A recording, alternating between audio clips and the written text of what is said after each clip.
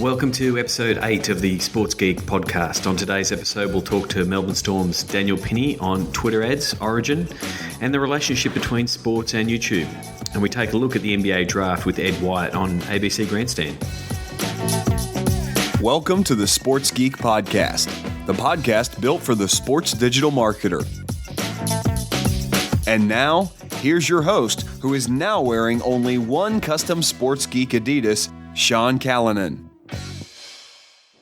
Thanks, DJ Joel. My name is Sean Callanan from Sports Geek. Yes, very happy to be wearing the one custom Sports Geek Adidas, or Adidas as we say in Australia, DJ Joel. Looking forward to getting version 3 of the Sports Geek shoes once the moon boot comes off in 6 or 7 weeks. But I'm happy to be more mobile, and the fact that I can get down to my local cafe for a coffee has improved my life tremendously. In today's show, we have a good long chat with Daniel Pinney from the Melbourne Storm. As you know from previous episodes of the podcast, we've been working with Twitter ads for ticketing. So I thought it'd be good to catch up with Dan to discuss how they are going, as well as a few more topics around the NRL and Origin.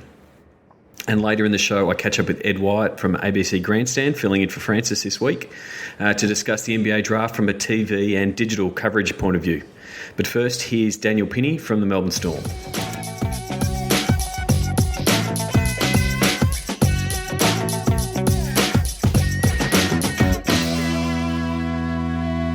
Thank you very much, Dan. Dan Pinney from the Melbourne Storm is joining me here on the Sports Geek podcast to discuss all things sports digital around the Storm and talk about Twitter ads. We've been talking about Twitter ads the last couple of weeks on the podcast, so I thought I'd get Dan in to have a chat about how they've gone, and we can also touch on things Origin. That is, the last two of the Origin games are out of the way, and Dan's been looking at it from a Storm point of view. So welcome, Dan.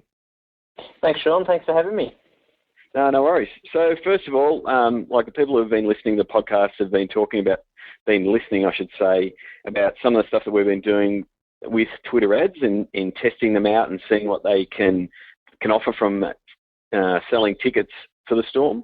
And in last week's podcast, I talked about the two different types of ads that we've been running. One being the keyword based, so targeting fans who are using specific keywords. And then the other one is targeting fans who are following specific accounts. And so we've been a little bit hamstrung because we don't have the geo-targeting in Australia as yet. So we can only target Australia. We can't target Melbourne. And obviously we've done some things that we don't want to send a promoted tweet to people in Brisbane. They're not going to be able to come to a Storm game. But how have you found the Twitter ads so far? And, you know, what kind of results have you seen comparing them to other ads that you've done?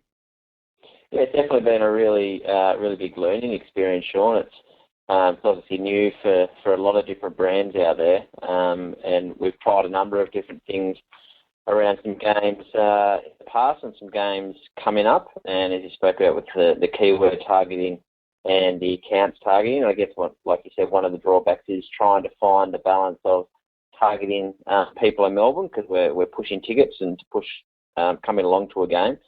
So it's a fine balancing act in that, but we've had some really good results out of it as far as the engagement. So Twitter obviously measure the cost per engagement is the term they refer to, and comparable to our other digital advertising. So we do Facebook advertising, do Google remarketing, and Google keyword targeting as well. And it's definitely comparable. A lot better we've had a lot better results than the Facebook advertising that we've had, which has been really interesting, and it's up there, if not a little bit better than the Google keyword targeting that we've done, and it's definitely better than the Google remarketing as well. So it's been really interesting for us. It's completely new, and we're only just dipping our toe in the water at the moment, but we're trying some new things, and we've been really pleased with the results, definitely. And I guess I spoke about last week. One of the things we've been doing is doing these limited release or limited only advertising only tweets that seem to be working quite well and allow you effectively to test different copy to find out what fans will click on. Do you want to talk a little bit about, you know, just the strategy behind using those and how you think they've gone?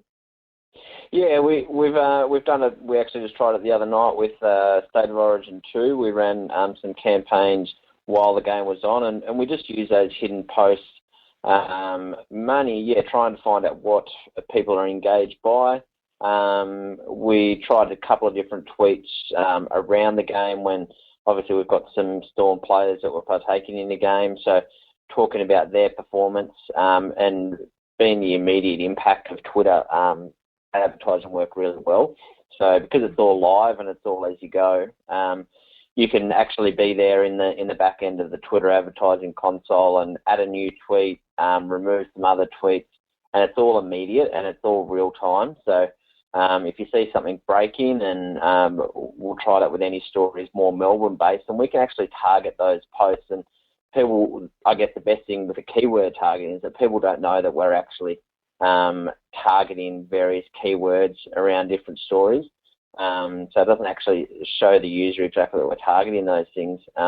So we can really play around with it at the back end. It's really dynamic. We found some good results for that. And then it's obviously not as the tweets we put out, we try to be engaging as possible, and those hidden tweets probably aren't as engaging. Obviously, as you know, and as you've explained, that Twitter charge you per engagement for also what's within the tweet. So if you put a hashtag or you put a different username, then you'll actually pay when people click on those hashtags or they click on another user and they follow them.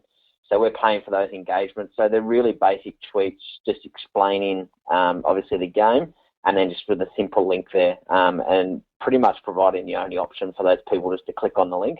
So they aren't exactly the same as the rest of the tweets that they'll see from our normal account from day-to-day basis, but because they're so immediate and that obviously relates to what's happening in real time, that they're getting some really good engagement. And we found that the other night during State of Origin.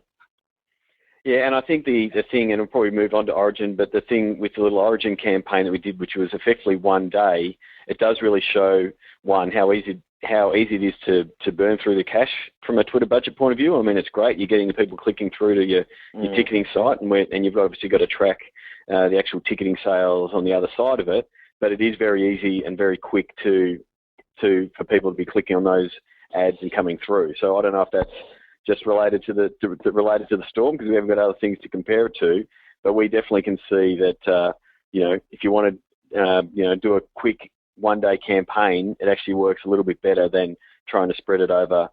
We haven't wouldn't even try to spread it over a week, because those tweets are going to date pretty quickly. Yeah, and we found as we were setting up the pacing options, we're still testing at the moment.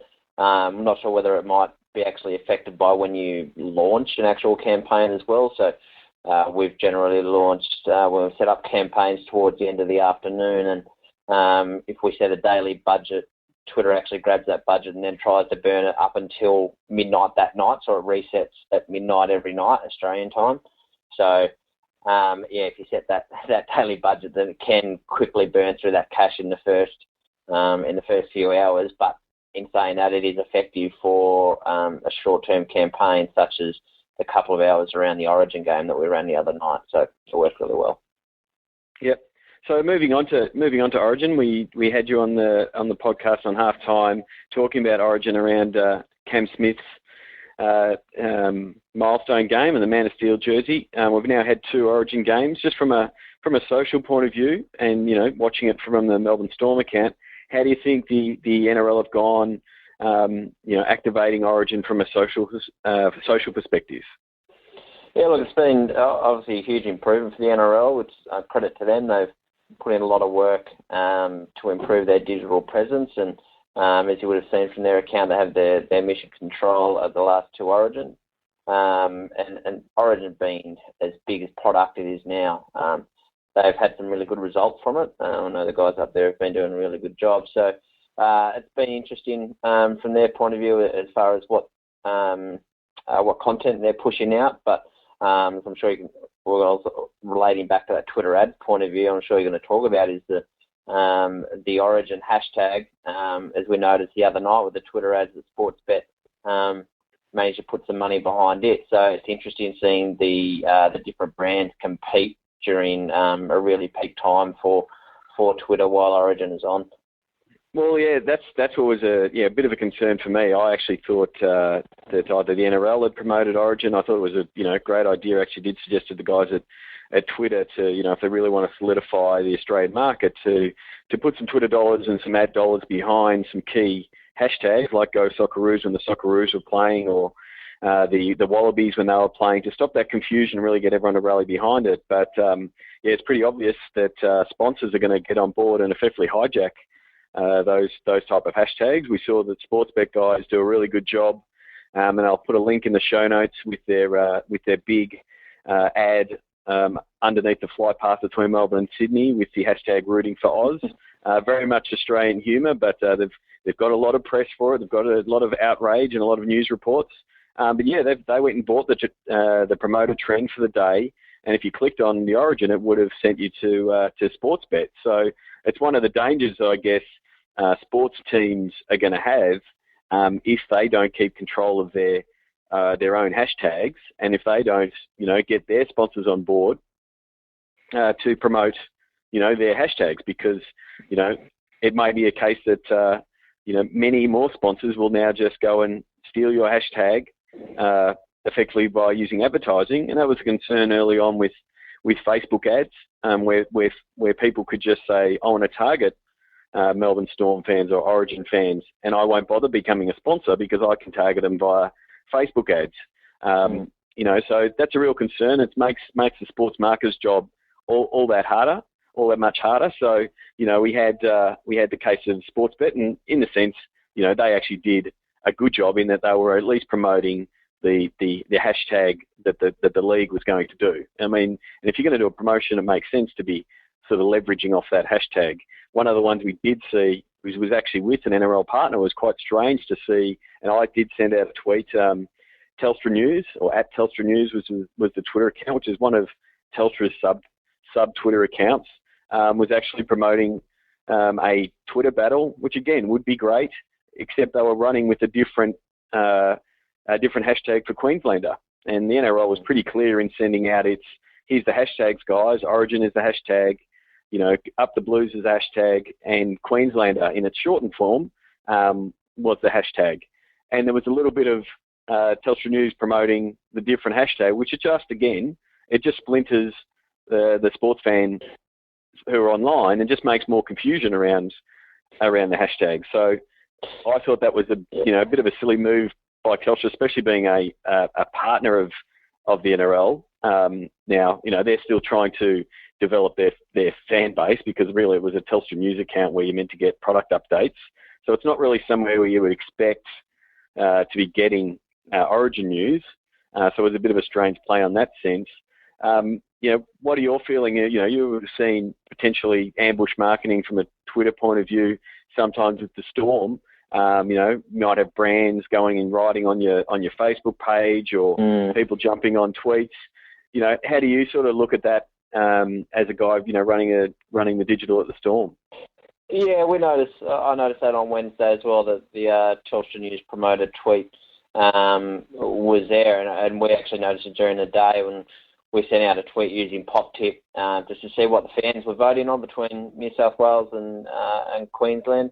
And in the Pop Tip options, we actually put both of the hashtags that we saw out there, the Queenslander in the short form, the QLDer, and then obviously in the long form as well. And majority was the QLDer, but it was interesting that people were still using that long form hashtag. So it was just confusing a bit of the market as well, which was disappointing, I think, from NRL's perspective as well. But I did keep an eye on the Telstra News account throughout the game as well, and they did some of the stuff. They were running. I don't know if you caught. They were running with Snappy TV, which allows.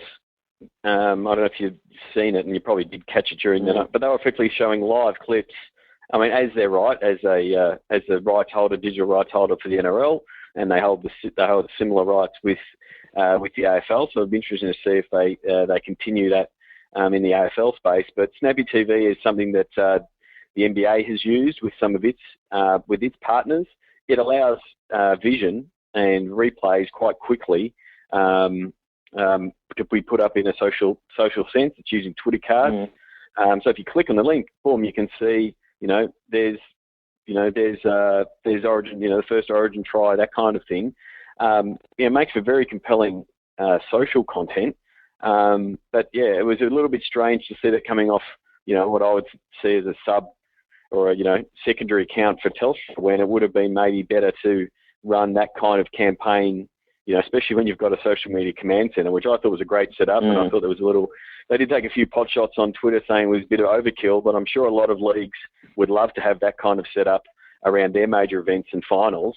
But I thought it was just quite strange that Snappy TV content wasn't being pushed through the NRL channels. Now, it could have been, well branded by Telstra. Maybe, would have been good to actually put it out on the Telstra handle, if you really want to showcase, this is what we're doing with the NRL. It was a little bit off Broadway for mine, when you're trying to do that kind of, that kind of innovation. And again, they were using promoted tweets and Twitter ads to push those tweets out. So they're obviously putting a bit of effort into it, Sean, using that Snappy TV and using a promoted tweet. So, yeah, I find it really interesting that it was coming from that Telstra News account and not from the official NRL account, which, like you said, had that mission control center and were doing a great job throughout the game as well. But but hopefully, at least from the Australian landscape, and if we look at the States, there are many digital managers like yourself that they get frustrated when there are restrictions around video. Video seems to be a very contentious point with both the TV rights holders and the video rights holders on what you can share and how much you can share, whether it be social it's still the new frontier. It's probably not in half of the agreements that have been put together if they're over a couple of years old.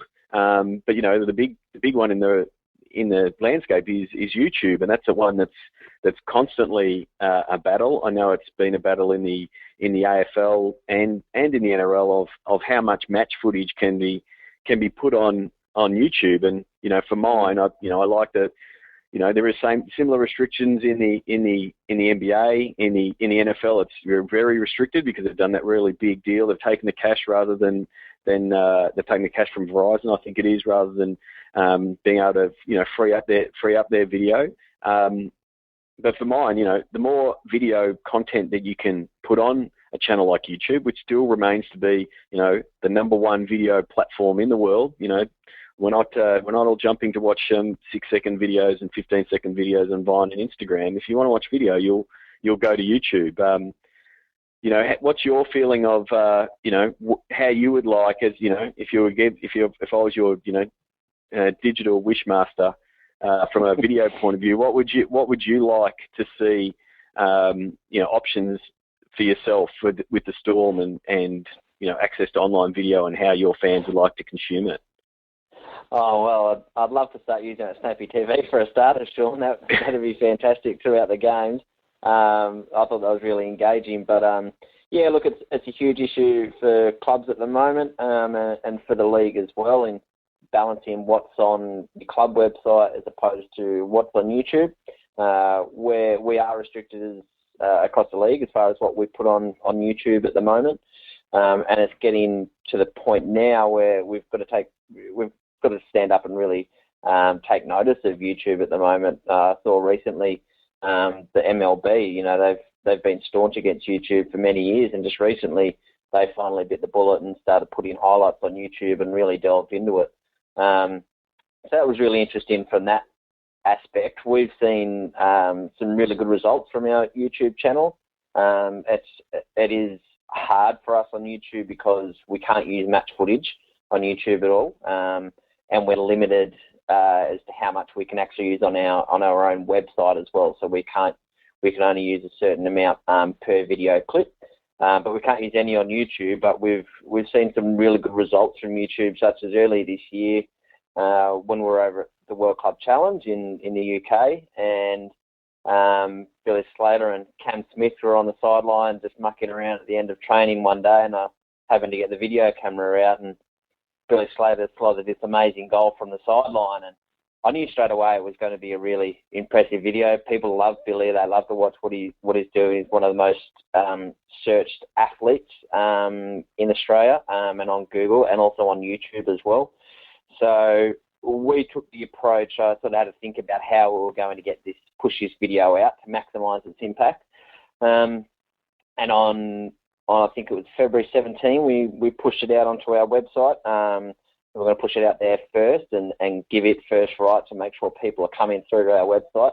And as predicted, it went absolute gangbusters. I think in the first week it had 6,080 views, I think, in that first week. But what was really interesting, and one thing that YouTube does really well, is that it's obviously with being Google's partner, the virality of videos as well, and that a video can it actually extends its lifetime. So we saw that video on our website in that week go from the 6,080 views to the next week actually just go down to a simple 46 views in that whole week. So it was a staggering drop, and the lifetime of our videos is really short on our website. So we gave the video on our website a good 24 to 48 hours worth of airtime before we then put it onto YouTube. As predicted again on YouTube, in the first day it got just over 2,000 views. But then what was really interesting, and from then, and it's still up there, and I've just checked it before, it's got, I think, just over 53,047 views since February of this year. And while there was that immediate impact at the start, it's actually been maintained ever since then. And so that video on our website, when we first uploaded it, I think has totaled just under 7,000 views in total since February. And on YouTube, it's just gone over 53,000. So it's a real obviously interesting case study in the comparison between putting video on YouTube and putting video on our website. We'd love to be able to put action footage on our website, but obviously, yeah, there's a balance there from the commercial aspect, and that every digital manager, not just in the NRL but around the world, has to compete with as well. Yeah, I mean, and that does, and if there's fans listening and trying to figure out why can't we put it up, it does come down to one of the key terms in sports is monetization, as everyone tries to make money off what they're trying to do. So it's the ads that you can put on the videos on your club site, and the advertising you obviously have around your site. But there are other opportunities for monetization. Is obviously putting club and sponsor branding inside your videos, having specific videos, that are brand sponsored, that you can put the top and tail and effectively put your adverts embedded into the YouTube ads. And then the other option is obviously getting the ad revenue from the YouTube videos themselves. And, depending on the deal that has been done by the league for the clubs, it will decide where that money goes. And I think the case in both Australian football codes and the AFL and NRL, that money, that monetization from the YouTube channel actually goes back to Telstra as the rights holder. They've paid the big bucks to get it, so they've got to try to recoup their costs in some way. Just a bit of a backstory, and I know I've told you before, just a little bit of backstory on YouTube trying to get into sports, and we're definitely seeing it more and more. But if we sort of go back to ancient history from a digital point of view, if we look at the NBA, and I've got this story from some of my friends in the NBA, when the NBA was looking at its current, or it's not its current, it's the deal before the last one, when they first took NBA.com out, and they eventually ended up with TNT. But initially they did have some initial discussions with YouTube about YouTube and Google becoming partners with NBA.com, with the vision of the video is the key platform. And at the time, YouTube and Google weren't ready. They just did not think that was the space they wanted to be in. They said, thanks, but no thanks. We don't do sports. We don't do sports websites. And in the end, the NBA did a deal with TNT and Turner, who were at that time a TV station. They weren't they weren't primarily a sports website business. And TNT have done an absolutely amazing job building out the NBA side, and they've got some really great video options there as far as streaming and the work they've done with the Game Time app. YouTube actually came back to the NBA, I think it was about 18 months or 2 years later, and said, "Yeah, hey, we're ready to talk." While the NBA was in the middle of a in the middle of a 5-year deal, so it was a little bit too late. But that sort of ventured, that sort of pushed YouTube into, what they did with the 2020, and where they initially did live streaming of the 2020. We see them now really pushing hard into the sports space. I actually had some initial discussions to talk to YouTube to say, they should be involved in discussions with the AFL and the NRL and use that as a platform to give them a platform to go back to the NBAs and the NFLs of the world. They didn't want to get involved at that level either, but YouTube is still an amazing place to capture video, and finding that balance, both from a commercial point of view as well as, delivering to the fan, because, it's pretty obvious just from those numbers. And while you were talking, I put in Billy Slater kick YouTube, and it was the third one on Google. So, it just shows you, the options that you have. And then what you've got to be able to do is make sure you can leverage that. And you can do things like putting your own adverts that send people back to your site, whether it be a membership site or back to your website, making sure that, putting on annotations to videos to say, subscribe to our videos, come to our channel, check us out, or daisy chain that really popular video with another one. We did something similar with the Perth Wildcats, who actually are allowed to put match footage on their YouTube channel, because that's their deal with the NBL, the National Basketball League here in Australia. But their biggest video was when Nick Natanui from the West Coast Eagles was there at halftime and decided to dunk over someone at the halftime break. And so again, perfect video.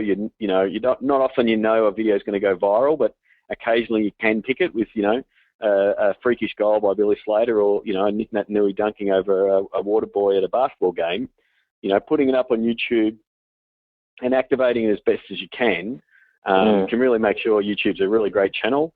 And I think it's just a matter of time, because even if you look at the numbers from the ICC and the case study from YouTube, they pretty much said fans who watch, and this is one for the broadcasters as well, even the TV guys, fans who watched clips on YouTube watched more cricket overall, both the combination of YouTube and TV.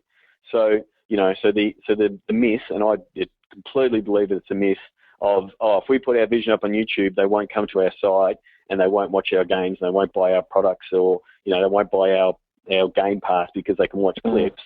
I think products like NBA Game Pass, the fact that the MLB, like you said, have loosened their rights on their video and put something on YouTube, just proves that, you give fans a taste and wanting more, or they're going to want to upgrade themselves to a higher end product, and that might be a live match center on your website, watching the games via your mobile. So I think it's, gradually that's loosening, and I think, the fact that, you're seeing, Telstra's, especially in your space with the NRL, showing live footage in game, that'll be really interesting discussions to say, how did it go? Did people watch it? What if we gave those options to clubs? Because we know we've got those super avid fans that will really consume that content, and it might be just a matter of, a Telstra pre-roll or branding that tells the fans that it's brought to you by, the right partner. That might see that wish may come true in the future. Yeah, and we're finding, obviously, being a Melbourne club in a non-rugby league state, for us being on YouTube, it's as much about promoting our brand as anything else, and promoting our game. We've got some of the biggest superstars in the world, but unfortunately we can't show them playing on the field to other Melbourne people that might be on there watching AFL or another sport in there. So, and as you spoke about, escalating them along that fan ladder, where they might just watch a clip on YouTube, but they might eventually buy a ticket or a membership down the track as they really get interested in the game. So yeah, it's going to be a really interesting space down the future, and see what happens with it. But yeah. Well, thank you very much for joining me today. You're listening to Sports Geek Podcast. Send us a tweet to @SportsGeek. Thanks again to Dan for catching up. One thing we didn't cover was the brand protection side of YouTube, which is another reason for sports to be, in my belief, to be uploading more content, as there's many illegal uploads up on YouTube. Now, they do have the fingerprinting technology to help protect the rights of the rights holders, but one of the ways of doing that protection is actually making the fans go to your official channels. So it's definitely a watch this space, and still a developing market for sports digital managers as the rights and the agreements sort of catch up to one another. The NBA draft was held this week, and one of the benefits of work from home as I recover from the Achilles surgery is having ESPN on in the background as I work away. Currently, Jamie, Curtis and myself are looking at a bit of an NBA draft recap on what social media and digital initiatives some of the NBA teams went with over the draft, so keep an eye out for that on sportsgeekhq.com. But this week I caught up with Ed Wyatt, who is filling in for Francis Leach on ABC Grandstand, to discuss the NBA draft and why it presents such a big opportunity for the NBA, but also the teams involved, and also what the AFL could learn from it with its own AFL draft that it holds after its season. Here's Ed Wyatt on ABC Grandstand.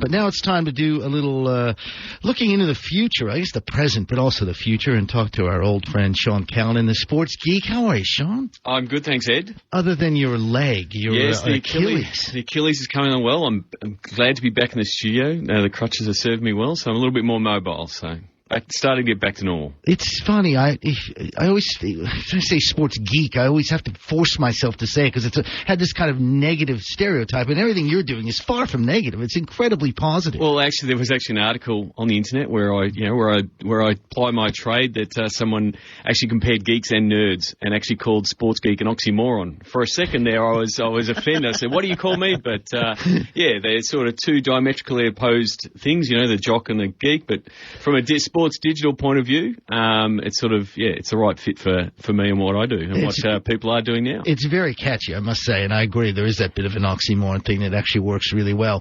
NBA draft was yesterday. We talked a little bit about it in here. We spoke with somebody in New Zealand about Steven Adams, the big Kiwi who was picked. From a digital standpoint, what sort of things did you see as this sort of went on? Yeah, well, I was watching again. I think ESPN do a terrific job from the TV coverage point of view, and and the fact that they're starting to tell that story. They're interviewing the players. They've got the prepared clips and stuff like that.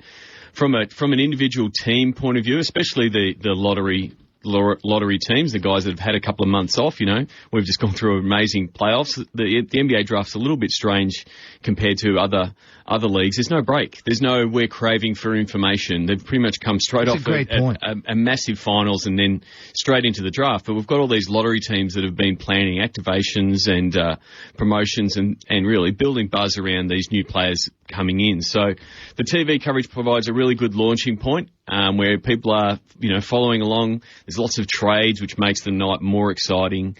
But they've got the people talking about the draft picks and that. But after your team's picked, you're like, I want more information. So it really plays into the hands of the teams that are getting those high picks. So, the Cavs had the number one pick. The Suns were very active yesterday. Even, the Portland Trailblazers were doing stuff with their Rip City draft. And they were trying to get people, the Timberwolves did their live stream. So most of the teams actually aren't at the draft. Like, they'll have a representative that makes sure they get the player, they put a hat on and they get some shots, Instagram, those kind of things. But most of the activity is back at the team's venue with either a fan event. So a few of the teams had fan events where they were getting season ticket holders to rally around, and obviously tying digital into that. And then the other thing is, how can we make some money? So whether it's, the Cavs, the Bobcats put out a special season ticket offer straight after their number 4 pick. Welcome Cody Zeller. Right. Here's the season ticket offer. Because again, they know that's where the traffic goes. Once you've read everything you can read on ESPN and you found out that there's no, in this case, Michael Jordan's not going to do a trade of some sort, you go, well, what are they going to do? So you go to their source of information. So the teams at different levels, or the teams did different activations, or set up their website in a different way. They all had some sort of draft central. The Kings have it with a sort of a live blog format, sharing all their content. Yep. As I said, the Timberwolves had that live stream with the talking heads talking about everything happening, and they had trades going on. So it would have been, if you wanted to get the Wolves' point of view, that's where you'd go. So. Digital is, it's almost nirvana to a certain degree for the teams, because you get this, immediate interaction with your fans, which you haven't, especially ones not in the playoffs. You haven't had an opportunity to engage with them for a couple of months, because everyone's focus has been on the teams that are winning. So it's about that. It's about building their engagement and, starting them back to getting them back in the season, getting season tickets, but then also explaining who these guys are, absolutely, and starting that storytelling side of things, and that's to us, that's what social provides really well. That's what digital provides, and that should flow from the TV coverage. So I had some good discussions with people on Twitter yesterday, sort of comparing the NBA draft, which had 3 million people watch it yesterday with the AFL draft, which is sort of like a baby giraffe over the last couple of years. It's sort of stumbled, sort of slowly walking and trying to find its way. Thank God they've got rid of the reverse draft announcing number 10, 9, 8. I'll never forget when I first saw that. I was in disbelief. My eyes just went, what are they doing? Yeah, so, and we've discussed the NFL draft, which has now become a 3-day event, and the first round is prime time. So, I think there are lessons there. Yes, I understand the fact that from an AFL point of view, people don't know the players, and the TAC Cup and the under-18s don't have as much exposure as the NCAA, so you don't have that familiarity. No. But all the more reason to really bring in that storytelling element to say, this is this, Jeremy Cameron, all these young kids that we're just really finding out about when their name is called out, have some sort of package prepared that profiles them, actually interview them, have someone who actually knows who he is, or talk to a recruiter, that kind of thing. So then you can walk away, because from a club point of view, at this point when you're getting your draft pick, whether the kid's going to play or not, and a lot of those guys who were interviewed last night were wearing their hats, and we did see the Wizards pick wearing the Google Glass. I haven't. Yeah, Oladipo. So I'll be interested to see. I actually wanted to see if he was going to, tap the side of his glasses as he shook hands with David Stern. I thought that would have been a top pick. I thought David Stern as well did a terrific job in his 30th amazing 30th draft, playing the heel, pretty much telling the crowd that. Boos are a form of encouragement and sign of respect, and just giving it up. How about the pause before he announced the number 1 pick? That was absolutely brilliant, because he knew that it was a surprise. It was Anthony Bennett. No one had picked Anthony Bennett, so he did the old, with the number 1 pick. Pause. Yeah, exactly. He learned his best from Ryan Seacrest there, I think. It's like as American Idol is. Very much so. And I thought the NBA did a really good job at the end of that first round when he did announce his last pick. And they brought out Hakeem Olajuwon, which was David Stern's first pick. In that same suit. And he was wearing the same tuxedo. So, I'm sure, I don't think Charles Barkley or someone like that would be able to fit into the same suit they wore on draft night. But that was a nice touch by the NBA, and the fact that automatically when Adam Silver started taking the picks, they started booing him just to continue the tradition. Yes, it does. As far as that AFL draft, I think it's interesting because as we see expansion, Greater Western Sydney, Gold Coast, these younger kids are more marketable than they were 5 years ago. They're playing more. So, you have to know who these people are. I think 5 to 10 years ago, I think it was more of like, when there weren't as many teams. These Greater Western Sydney kids. And definitely, and definitely we're now in this fantasy football culture. Well, of course. So they're all the fans that, it does cater for the diehards. But then there's, the diehards will be going, oh, is this guy going to be worth 180 grand in Supercoach or Dream Team or whatever they play? And so they're looking at that sense. But again, it's also that club level. Like, I'm a, Collingwood fan, or you're a Hawthorn fan or a Essendon fan, and you're seeing this young kid and you're going, well, what's he like? Who's he going to be like? Will he play next year? You want to know that story. So the TV can tell some of that story, and, they have the opportunity to do that better. But then it is the clubs that get to expand that story, whether they do it on the night or going onwards. That's where, digital can offer it, because, the general media, Grandstand will talk about the top 5 picks, the TV and that we'll talk about the top 10, the papers will cover them all. But if you want to dig down and get that in depth and, your team's going to have 6 new guys, you want to see what the makeup is, that's the opportunity that digital offers because, it's effectively your niche. You're catering for your fans. So, the NBA guys, do it very well, and we're going to profile next week on sportsgeekhq.com what types of content worked well. So how many Facebook posts put out,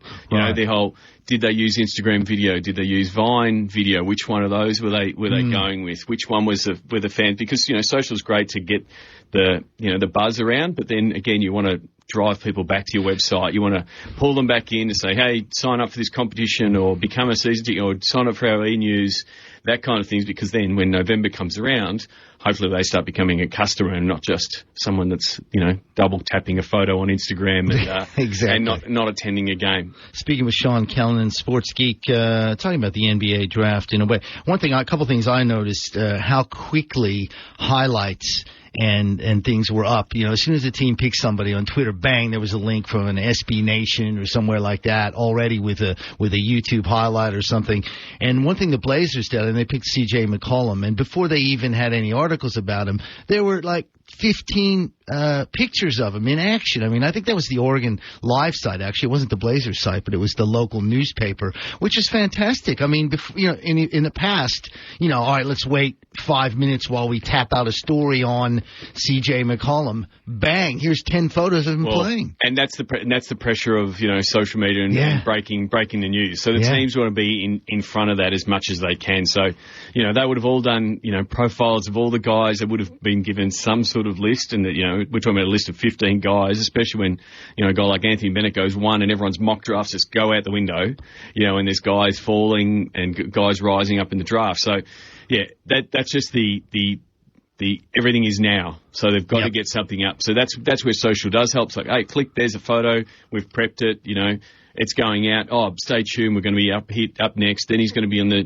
live chat, or he's going to be on a, Google Hangout or whatever they were going to do to get a bit more information. But there is a lot of pressure. I know when I was hanging out with the Timberwolves guys in 2011, the pressure to get everything out and the long night that they put in, and then today will be just as hectic because now all the draft picks actually do turn up. Exactly, so that's the next stage. Local press and all that kind of stuff. Sean, we got to move on, but it's good to see you. Thanks for hobbling in. Really no problems. It. Sean Callanan, Sports Geek, with us here on ABC Grandstand Breakfast. Find all Sports Geek podcasts at sportsgeekhq.com/SGP. That's it for another Sports Geek podcast, episode 8. You can catch the show notes at sportsgeekhq.com/8. A big thank you for the iTunes reviews that have been coming in. Thank you, Brian, Pat, Ben, Curtis, for the reviews on iTunes. You can simply go to sportsgeekhq.com/iTunes to write a little review, give us some feedback. I know this episode has been a little bit longer, but hopefully you found the longer discussion with Dan of interest, but please let me know what kind of length and what kind of things you want on the podcast. This is built for you guys. Also, just a reminder, if you didn't catch, episode 4 of the podcast was actually made for TV and picked up by ABC News, so you can see an interview with myself and George Rose on that if you go to sportsgeekhq.com/4. And I've got some really good guests coming up. I reviewed my contacts over the last couple of weeks while I've been on the couch, and I've tagged over 60 people in the UK, US and Australia. So I've got plenty of people queued up to talk to in future podcasts. At the moment, still keeping it as a weekly podcast. So finishing up, for the sounds of the game, please, if you're at a game, please record some sound. This one I've dived back into the archive when I was at the Dallas Mavericks Lakers game at the American Airlines Center on my first Sports Geek trip. I was lucky enough to be invited up to the suite by then CEO of the American Airlines Center, Brad Main, and I saw Dirk Nowitzki score his 20,000th NBA point, and this was the crowd's reaction. Until next week, my name is Sean Callanan from Sports Geek, and I will talk to you soon. Cheers.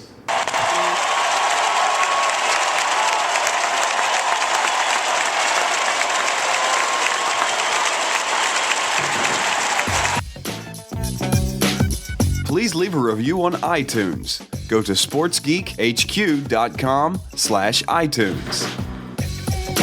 Go to sportsgeekhq.com for more sports digital marketing resources. Thanks for listening to the Sports Geek Podcast.